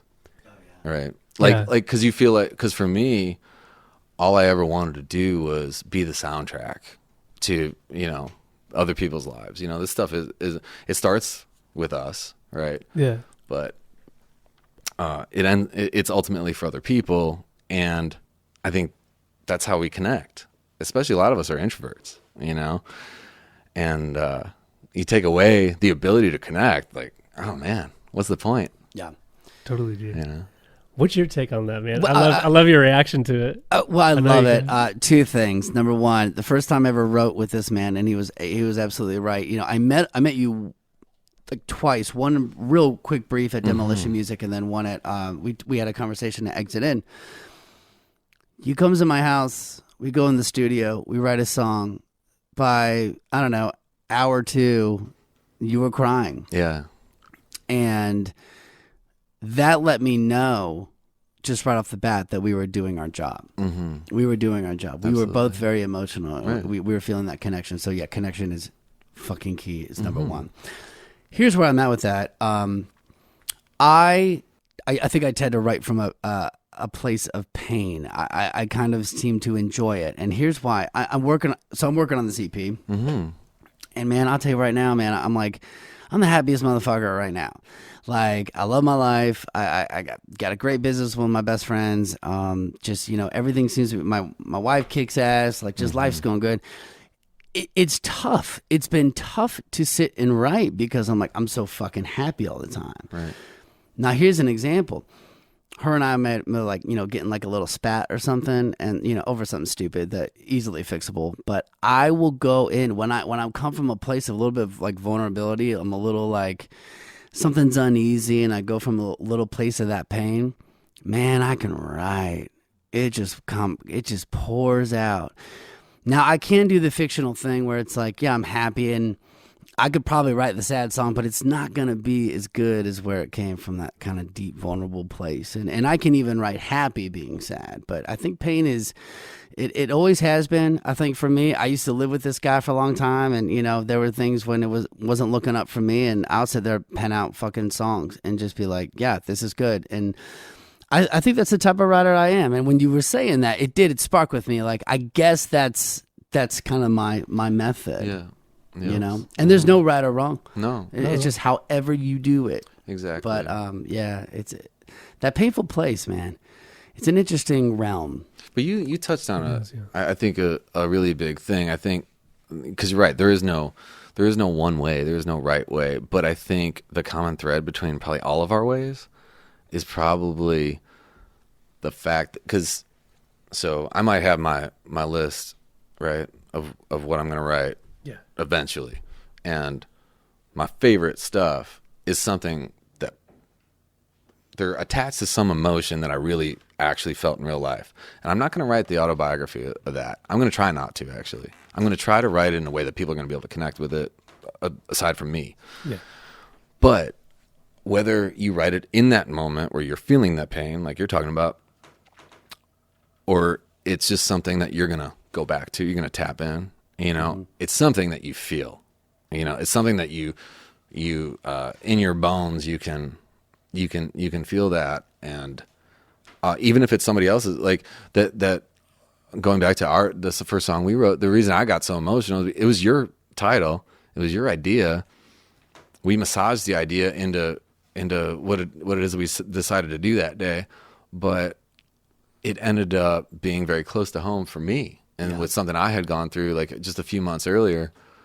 And because it was something that I actually felt in real life, that's the whole deal. That's the circuit, man. And let me ask you, so we have a tripod right here of I think, well, not to sound pious, but like, just creators, great creators. I admire your guys' work. So likewise, when you guys are writing, and I mean, I know this is so obvious, but like, even if you're in a room with somebody or you're by yourself, if you're not feeling it, if it's not pulling at the strings, if it is just not twisting the knife inside the soul, do you think it's good work? You want to hit that? Yeah, that's a tough thing to say. The short answer is it feels more authentic and more quote good when it's really pulling from there and you're like really in that flow state where you're like, fuck, it's just like coming out. But I think hitting those, it's unrealistic to feel that peak emotion all the time. So I think there is something productive in the whatever you call that, the valley when it's not really pulling at you. If it's ever forced and it just doesn't come out, and you're just searching for something to put on paper, I definitely wouldn't release that as the final product, but I wouldn't discount it either because at least you're putting the rep in to get you through that kind of dry valley. So it's a hard one to answer, man. I would say, you're right. I mean, like I would say I wouldn't judge that valley period, but yes, when it's really hitting, it's going to be pulling and it's going to be locked in pretty hard. I think it's like we spend so much time here. A lot of us, at least, from my standpoint, sometimes it's not for me, right? Sometimes for the artist that I'm in the room with. Yeah. And that's a good example of it might not tug at my heartstrings. However, I can be moved. Maybe for me, I don't always need it to pull at my heartstrings or rip my heart out. As much as I could be moved in a very like fun way. If I could tap into the most fun I ever had at a bar, when I'm writing a bar song, right? Yeah. Like a drinking thing. or like in a lot of cases, like I write with this amazing artist that's part of this mother-daughter duo that got on an amazing tour with Jojo Siwa, and Bells. so we write a ton of stuff. Me and I write with the daughter of the Bells, Kelly Jones, and we write a ton of stuff that's very young and very female. So, but there's a piece of me in there. There's a big piece of me, but I'm trying to make sure, and Kelly and I are both doing this. We're trying to make sure it's in the right context. So when I'm, like we got a song called like My Mother's Daughter, you know, and I kind of know what that probably looks like, but I'm also sticking, I'm thinking about like father-son stuff, and also my connection with my mother, you know. So all that stuff's breathing in there, but we're just putting it in a different frame. I think that happens a lot, Yeah, that's awesome, dude. Yeah, if it's not really like pulling at the heartstrings like we're saying, then there more often than not is a way that you can associate some aspect of what you're trying to convey with something that does spark that sort of reaction in you. And I think if we don't know what if we can't come up with something, like let's say the three of us are in a room and I throw out this idea and you guys cannot find the thing that that's in you or in your life or in your memory, then we probably shouldn't write that, right? I think when you guys go like, oh, I love that, it's because you probably experienced whatever it is that you're feeling when I say that, like whatever that trigger is for you when we say that hook. Yeah. Yeah, I think that was a great just little conversation right there for young writers who not everything you have to do has to come from that personal place or whatever. I mean, it can tap into it, and you hope to kind of pull from it a little bit. But Kevin was talking about that little valley area, and sometimes there's people that have very successful music careers just by writing in that valley area, which is great. But it's just kind of learning that balance, and not everything you have to do has to just be like, oh my God, yeah. Like, it's okay. Like, the biggest thing that I think we can all agree on is at the end of the product, once you even read it down or listen to it down, it connects. Yeah. And connecting is everything. Yeah. Yeah. And, speaking of, younger writers that may not be in town yet, I think, you just, touched on a great point. And I think, just like to add to that, like if you can read that lyric down and it feels like a conversation you'd be having with your buddy, I think when it sounds like a conversation, the minute that it doesn't sound like a conversation, everybody else is going to notice too. Totally. And I think the if you can keep people from being pulled out of it, and keep it just feeling like, oh, it's just like hanging. Yeah. All right. So, unless you're in like a hardcore metal band or something. Exactly. Yeah, right. Then it can't be. It can't be different. I know what you're talking about. Yeah. Okay. I want to ask you this question, and then we're gonna move on. But real quick, Quincy Jones once said, once you start talking about money, and this is a very important thing, and I don't think I've asked anybody this question on the BombCast before, but once you get a group of writers, say you're a young writer, you get in here, whether you're a hit writer or whatever, once you start talking about money, God leaves the room. Yeah. Can you expand on that just for a little bit? First of all, it's one of my favorite quotes in the world, and I think I guess my connection to that quote, Music Row. We're all kind of forced to write at our house right now, which is a kind of a bummer. But I think the best part of Nashville for me, aside from the people, is the ability to write on those 16th, 17th, 18th Avenue, and there is a spiritual aspect to this thing. If you want to see it, again, it's one of those things you got to open your eyes to it, but you also got to be aware of it, and you got to be taught it. And sometimes, and so I think, the conversation of money has no business in the room. But I think what does have a lot of business in the room is whatever you can do to connect with something greater than yourself, You know, when we throw around like all these Nashville Music Row cliches, like writing what's in the room and the vibe and all this stuff. But I think what we're all really saying is there's something bigger than us, and you can believe whatever you want to believe. But there's something in that room that we're trying to attach to. Hopefully, that's our goal. Some people aren't, and that's kind of like, you know, the other side of that Quincy Jones quote. And I'm not really interested in writing with those people. I'm trying to feel something, and I feel like, you know, me as the songwriter, I'm just a vehicle. I'm just the pen, you know. Meanwhile, there's something greater than me facilitating, you know, and not to get too whatever, but, you know, sometimes you do get those whispers in your ear. Yeah. And, you know, Yeah. and that's when really cool shit happens. I don't think we should be so egotistical that we are so great and come up with all this shit, you know, Right. on our own. I think, you know, there's other things going on, you know. Yeah, I 100% agree, man. And like, how do you kind of nurture or give back your time to whatever force that is? Do you spend time just like kind of zoning out, like meditation? Like, how are you making sure that like the metaphorical like fields in your mind are like properly, you know, ready for a harvest, to keep with that analogy? Sure, you know? sure.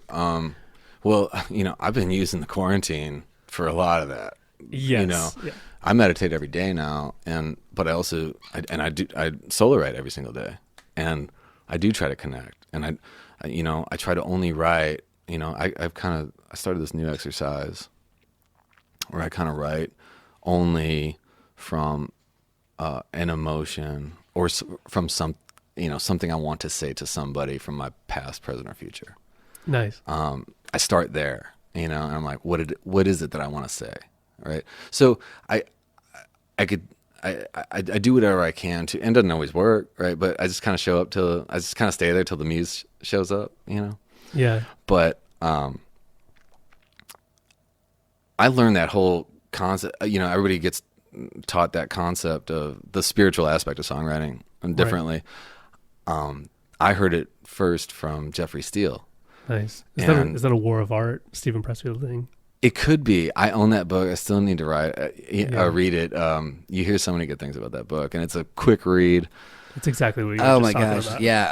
I've said it a million times. But I've said a million times that I need to read that book. Yeah. And I need to, yes. Absolutely. And, but, you know, and everybody's got their own spin on it. Like, I think Jeffrey Steele, he's also got a songwriting boot camp, which is amazing. I've done that as well, and it's amazing. I love it, and learned so much that I didn't learn from anybody else, you know.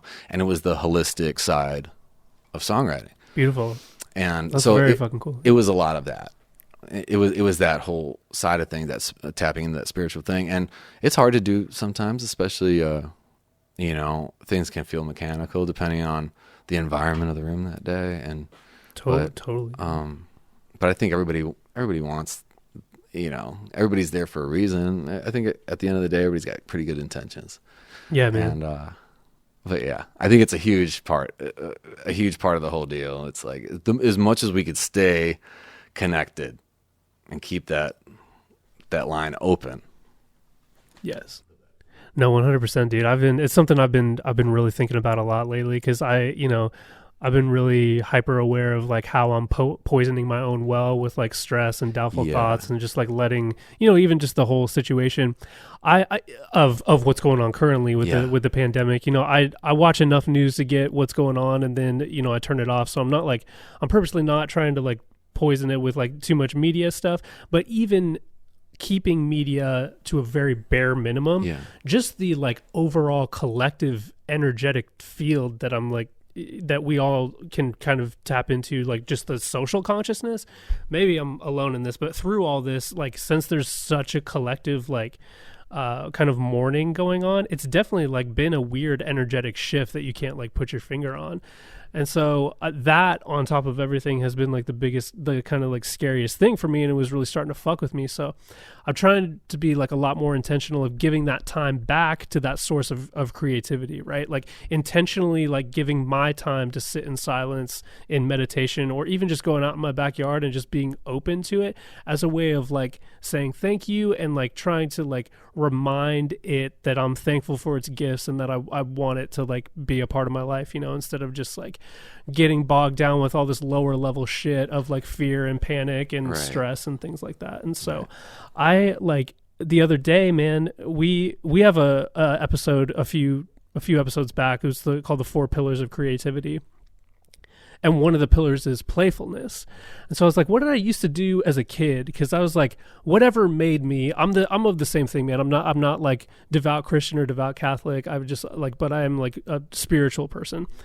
And so I'm like, if whatever creative force made me this super empathic, like daydreamy, like kind of weird kid, like, and now like super artsy adult, like where did that come from? Why was it so intense as a kid, and where have I gotten away from it now?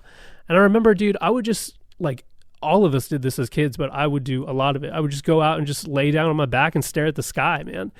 And so I've done a lot of that lately. Like we have a lot of big trees in my backyard. So I would just stare under it and just look up and just be like, what do you want from me, man? Like you made me like this, you know, not being sexist. God could be whatever, omnipresent, but I think Ariana Grande said God is a woman. Yeah, there you go. Yeah. But you know, just asking that question, like, hey, I'm giving my time back. Like I probably haven't done this as much as I should, and like, you know, what do you want? What's going to happen? Like, what's the deal? What's the purpose of all this? Absolutely. And like, you know, that's my own form of prayer. And I know a lot of people have that. So, oh God, yeah, dude. Oh, yeah. I love that 100%. I get a text from this guy this morning and he goes, dude, are you okay?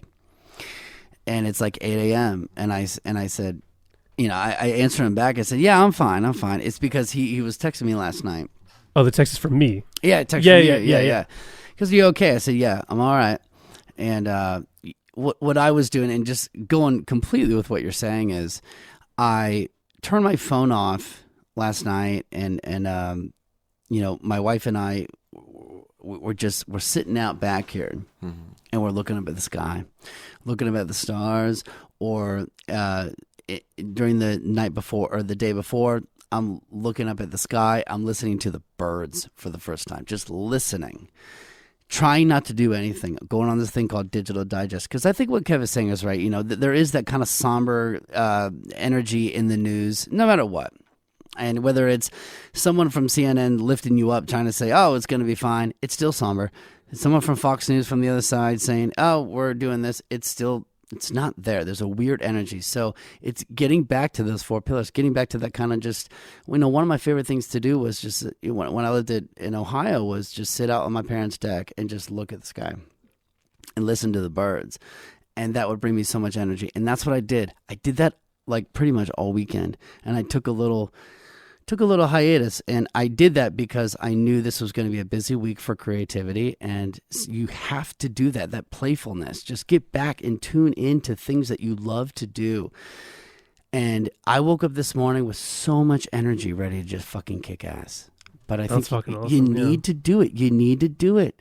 You gotta, you know, stop watching the news all the fucking time. Yeah, maybe tune in to see what's going on, but get back to you. I'll be honest with you, man. I have no idea what's going on.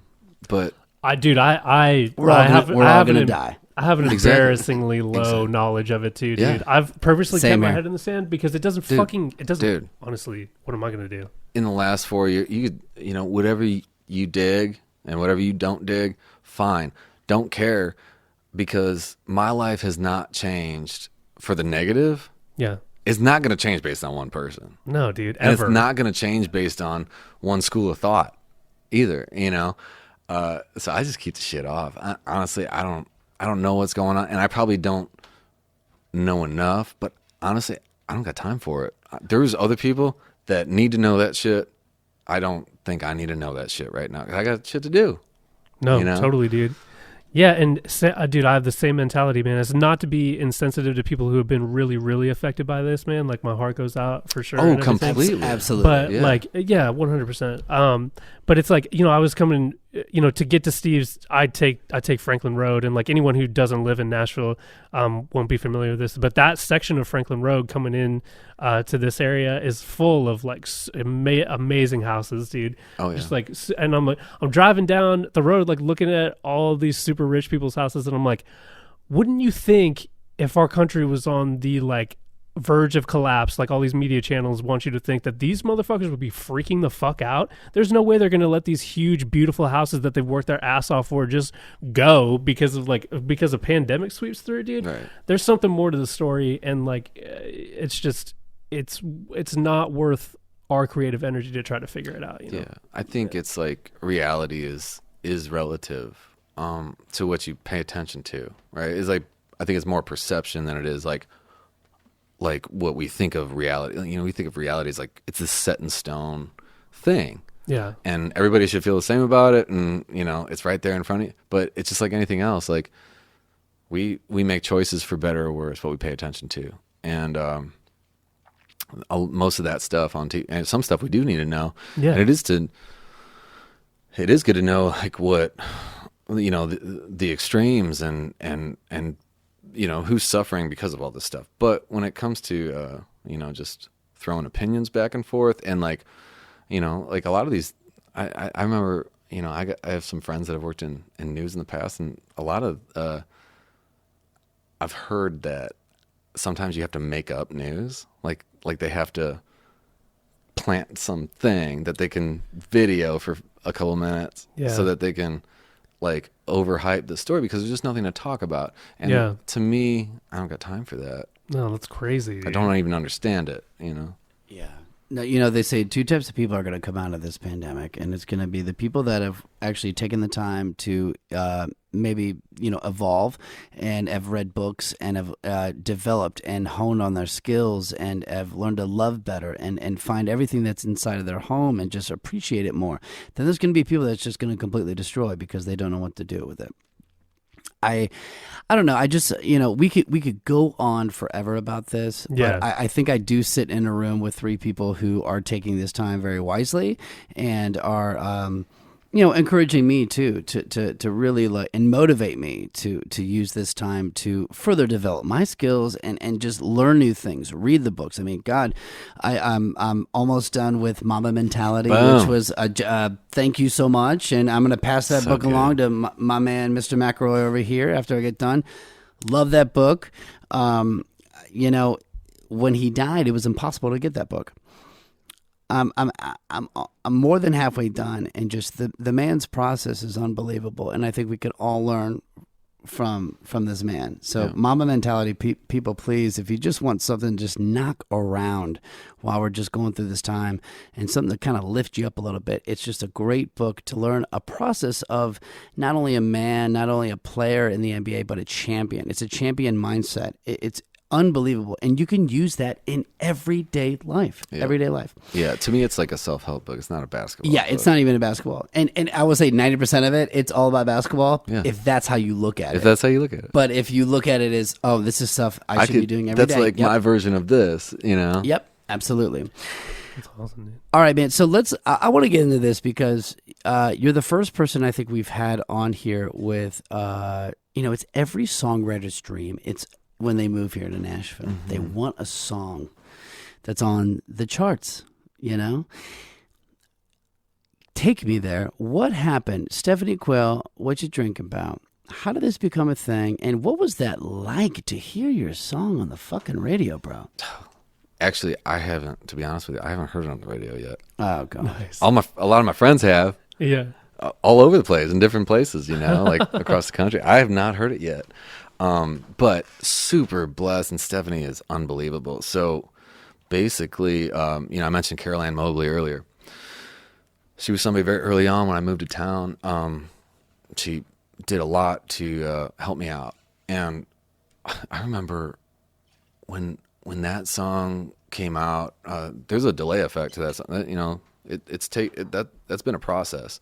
And I remember when that one came out, there was a few others that had come out, and I realized that most of my cuts were a product of Carol Ann Mobley. So, oh my God, like when I traced each one back, I was like, oh, that happened because of this. Oh, and so many of them came back to Caroline. Shout out to Caroline Mobley. Seriously, she's an amazing person. And but anyway, she set up that co-write with Stephanie, Joey, and myself. And it's sort of a funny story. Me and Joey show up to our spot and on 16th Avenue over here, and I get a text from Stephanie and says like, "Hey, I'm running 15 minutes late, but do you guys like?" It was some kind of like, "Do you like whiskey or do you like liquor or beer?" Something along those lines. And I'm like, "Oh, yeah." Am I a songwriter? Exactly. Like good with any, but don't have to. I think she felt bad that she was running a little bit late, but no, obviously no big deal. And so we get there, or she rolls up with a case of Montucky beer, which is kind of like a crafty Coors Light, which I love. She brought a case to the party? Yeah. Jesus. Yeah. And a bottle of Belle Meade whiskey. Wow. Somebody's feeling guilty. Oh, yeah. 15 minutes. Yeah. Shoot. I've had people be an hour late, and all they gave me was their sweat. Exactly. And yeah, Stephanie's amazing. And she's like, oh, so it was kind of like Joey was going to get one, and I got the other one. Such a kind gesture. And, but it kind of led to a pretty cool song, and I think I chose the beer and Joey took the whiskey because I knew Joey liked whiskey. And, so we start sipping, we start writing, throwing around ideas. Somebody said, "What you drinking about?" We're like, "Oh, I get it."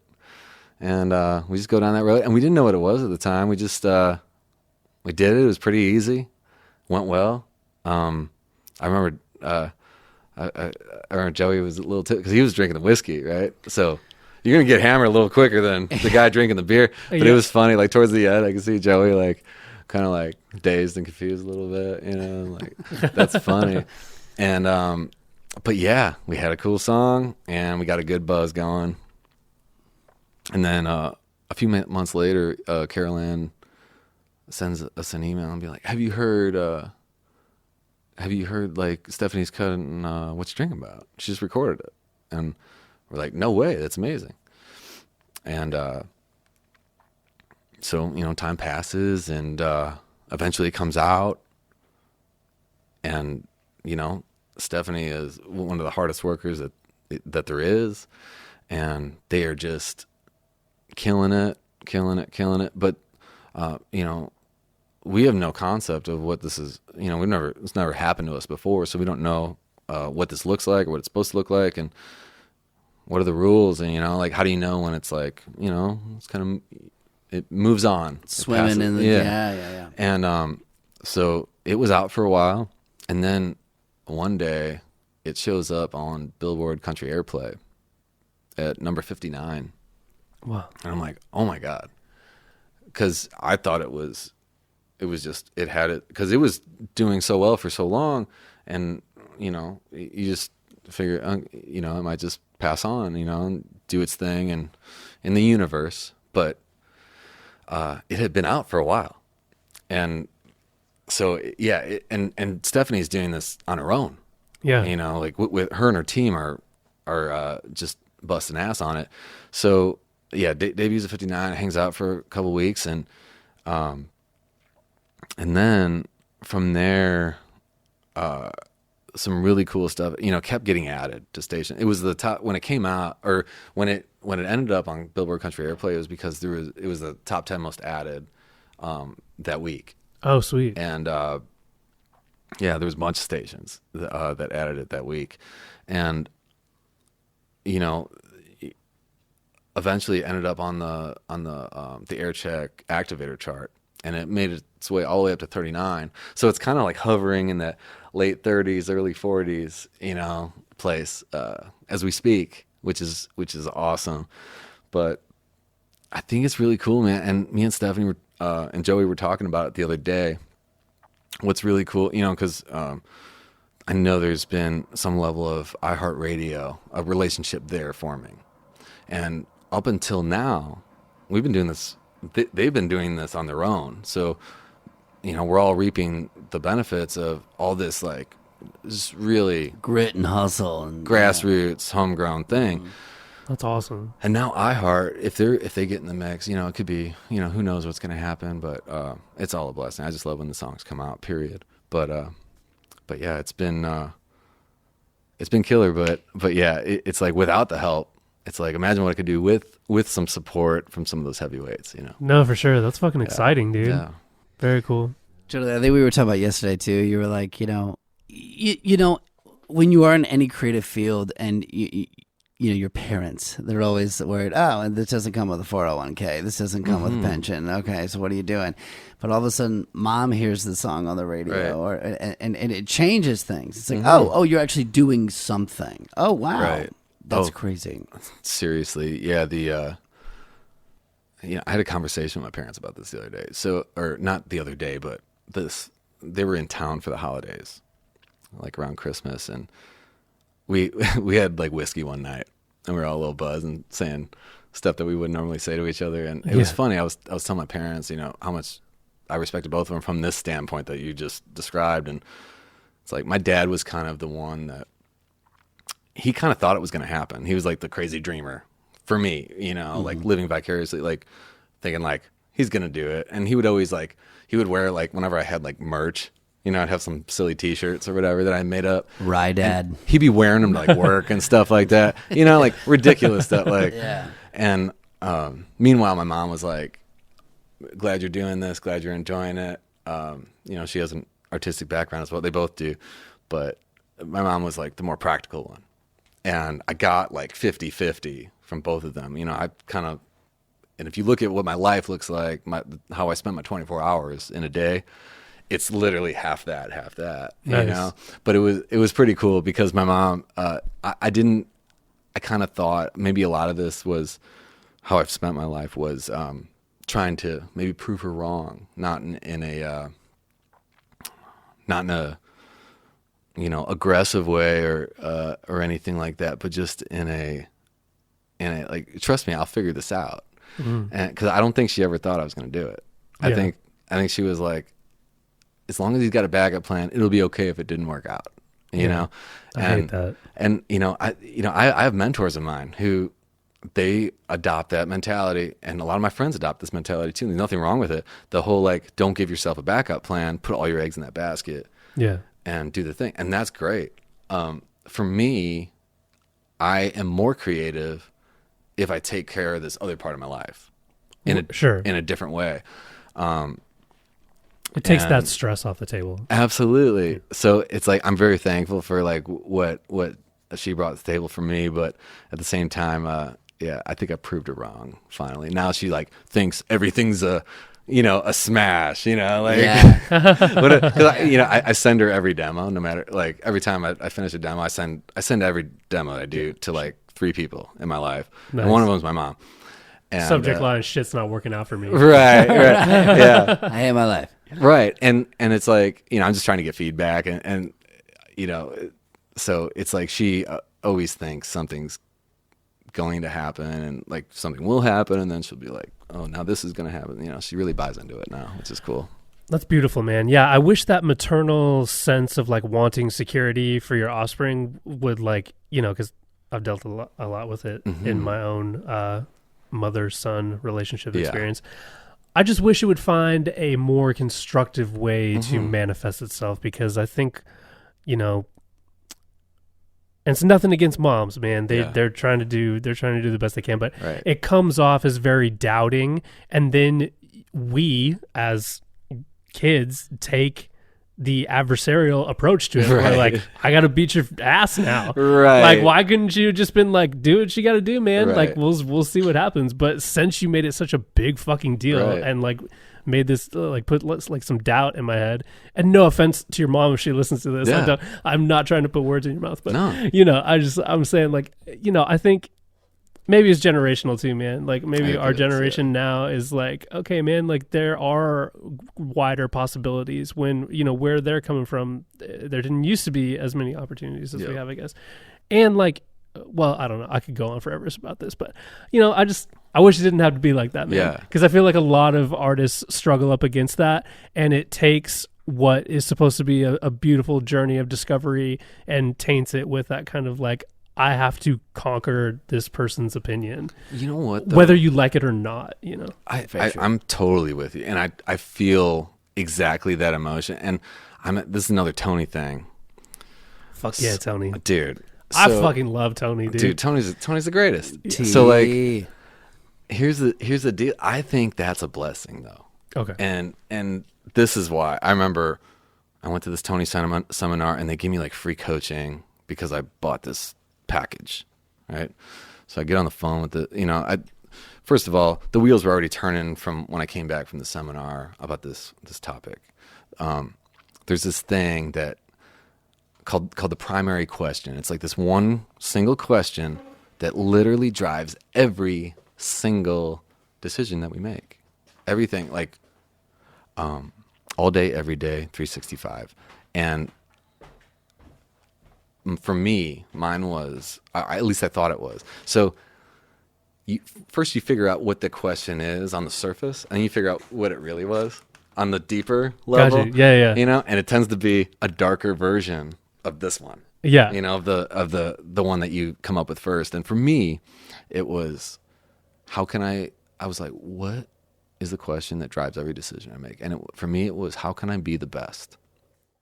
I was, if I look at anybody that I've ever looked up to in my life, to, the effort that I put forth in different areas of my life, and, it came down to this, how can I be the best? And when I had this coach, and he kind of dug and dug and dug with me, and we came to the conclusion that this probably came from my mom. You know what I mean?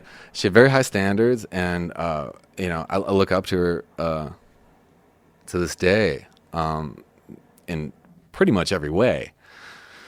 And I think I was always trying to impress her, right? And when it came to the music stuff, this was something that she was so adverse to because I was her son, and she wanted me to be taken care of, and how was music going to do that for me? Right, yeah. With her coming from where she was coming from, right? Like a different generation and a different life. And, so when I realized that's where all that stuff came from, I was like, well, let me look at all the stuff that I wouldn't have today, and I wouldn't have put forth the kind of aggressive effort that I've put forth in all of these different areas. And if it wasn't for her kind of giving me shit or feeling that tension, yes, of like, this underlying, like, she never really said it, but you could always feel it, like, you didn't think I was going to do it, and, I'm sure a lot of us watched the Last Dance, the Michael Jordan documentary, the 10-part. I'm waiting for it to come out on Netflix, but I've heard and read enough about it that I could be conversational. So you can watch it through the ESPN app. Just for what it's worth. Sweet. Okay, cool. And it's totally free. You don't need a TV subscription. But that's kind of how he operates as well. And I kind of relate to that. He turns it up as soon as somebody doubts him. Yes. And did you see his Hall of Fame acceptance speech? Yeah. Where he just stood up there and let every fucking person that ever doubted it, like a full 45 minutes. Yeah. I had a list. Ryland Fisher, remember that time in 5th grade that you said I couldn't shoot the bank shot? Well, fuck you. Yeah. Steve Lester, remember that time? It was like, exactly. Wow. Oh my dude. gosh. This guy is just driven by. Though I have heard that since that speech, he wasn't super stoked with the way he came off on that. I think it was a real eye-opening experience for him. And I have just these are passing articles that I read. I heard Jordan of today has like made a lot of peace with that stuff, and I think that speech was like a culmination of like a lot of pent-up stuff for him too, man. So dude, that's beautiful, everything you just said. And I come from a very similar background, except it was a single mom, only child relationship. So like I didn't have like another half kind of in my ear. It was all that kind of adversarial relationship, which at the end of the day, dude, like same thing, man. She just wanted the best. She wanted security for me and everything. And, but at times it just didn't come off in the best of ways, but I would not be who I am, and I could not create the way I can create if it wasn't for that. Exactly. So I can't be mad at it, man. Gotta say it's thanks. A blessing. Yeah, that's it for sure. Yeah, No, it is. absolutely. For sure. Well, my brother, we are at that point of the night where, Kevin and I like to ask this question. It's the slogan for our brand. When we ask you this, it's basically whatever comes off the top of your head or out of your heart. But, what does bomb your boundaries mean to you?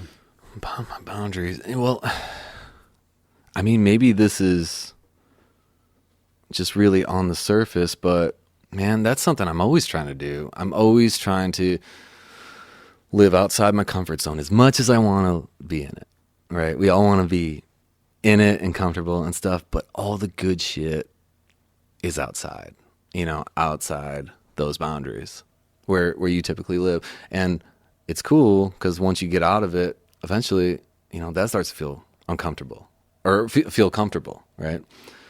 And you kind of keep going. And I think that's the definition of growth, right? It's like perpetually getting outside of your box, that feeling comfortable, and again, getting outside of your box. And that's what it is. I mean, I think that's killer, dude. I didn't even know that was your slogan. That's killer. I love it. Because I think that's how everybody should live, right? Yeah. Like, that's it, man. If you ain't living, what are you doing? Probably dying. No, it's very true, man. And I think, a lot of where the origins of that slogan came from was the thought of how many people are giving up prematurely on their creative path because of the internal boundaries that they're setting up within their own mind. Yeah. Thinking, have you read Mindset by Carol Dweck? I haven't. It's a really good book, man. It basically just outlines the difference between people with a fixed mindset and people with a growth mindset. Right. And people with a fixed mindset think, you're born with what you have. Your talents are your talents. Your intelligence is fixed. Like, you can't read a book and improve it. It's just, you're fucked. And then a growth mindset is, of course, the opposite of that. And so that got me thinking, when I was thinking of that slogan, like, dude, your self-imposed boundaries are the most dangerous. And to bomb through that is like you said, man, all the good stuff is on the other side. Yeah. Of it, so. Yeah. None of it. It's like every day when I wake up, especially now with the quarantine thing, I'm like extremely regimented right now. And it's kind of difficult, but, I got woken up to some things, and basically, every day I'm like looking for where it feels comfortable so I can jump outside of it. Yeah. Like I'm just looking for opportunities to get to that other place. So that when we all come out of this thing, it's like, I think it's going to be awesome. Dude, me too, man. I have nothing but high hopes and expectations, man. I think people are pent up, and everyone's gratitude, even if you're the most ungrateful person, has ticked up a notch. Yeah. And like being thankful for just everyday life, I think, is a common thread that everyone is sharing right now. So when all those like quote unquote normal things come back, people are going to be stoked really stoked on it. Yeah. Absolutely. That was a beautiful answer, man. I love that. I love that. And I knew, and we're at the point of the show where we do have to wrap it up. Guys, we could go on for about 4 hours. We're almost at the 2-hour mark. And this is would love to have you back on. Yeah. Love to have you back on and just talk about your philosophies. And, your whole mental game always impressed me, man. Just like how you view things and how structured you are, but also open to other opportunities. And it's unbelievable. You're a great man to know. We love having you on this show, brother. Thank you so much for sharing your story. Yeah, this was a real pleasure, man. I really enjoyed talking to you, dude. Thanks so much for having me. Absolutely, man. Love you guys. Could you tell the audience, like, where can we find you, bro? Where can we hear some stuff, or just like maybe follow you on Instagram? Yeah. Ryland Fisher Music, as far as Instagram and Facebook go, and there's a website out there. Just throw it in the Google machine. And I got some stuff that I put out recently on my own. I'm going to continue to do that. Every few months I'll throw out something that kind of connected with me from a songwriting standpoint, but also there's a bunch of there's a playlist out on Spotify that I put together with all the stuff that's come out thus far that I'm super proud of. So, yeah, it's pretty easy to find though. Hell yeah, man. Well, it's such a pleasure having you, brother. Thanks so much. Thank you. We could finally do this. Absolutely. And thanks for coming down to the warehouse and making it happen, man. Love it.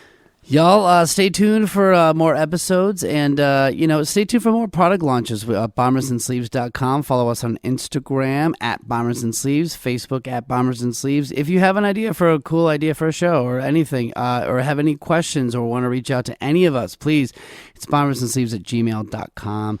We thank our very special guest, Mr. Ryland Fisher. It's been such a pleasure to have you, brother, and don't forget, bomb your boundaries, baby. Peace.